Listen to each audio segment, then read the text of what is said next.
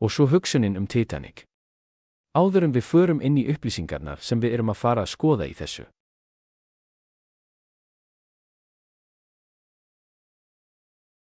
Forritu saman, myndi ég biðja þig að lúta höfðum með mér. Elskandi Faðir á himnum, þakka þér fyrir sannleika þinn.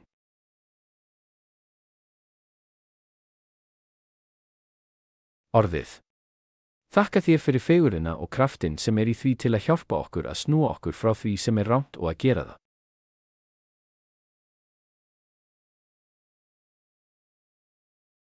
Hvað rétt í þínu augsýn, Faðir, þegar við leitum að því að fara aftur dyrnar og greina nokkur atburði úr sögunni?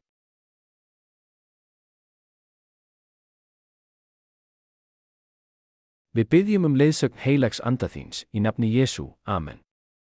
Ef þú vilt snúa í Biblíunni þinni til.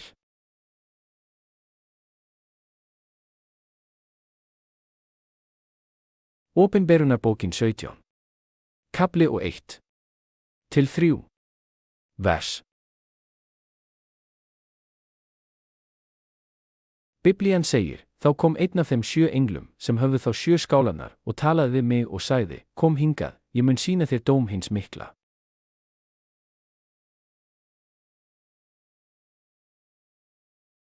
Sem á mörgum vötnum, með henni hafa konungar jarðarinnar hórdóma drepið, og íbúar jarðarinnar hafa drukknað af víni.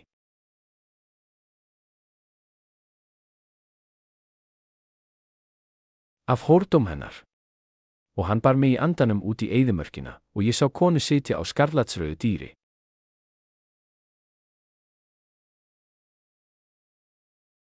Fullur af nöfnum blóts, með 7 höfðum og 10 hornum. Nú finnum við í þessum kafla í Opinberunarbókinni 17.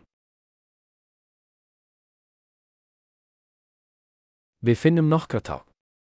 Í fyrsta lagi höfum við mikla sem að koma undir dóm frá himni, og ef við skoðum mjög vandlega aðra ritningarstaðir.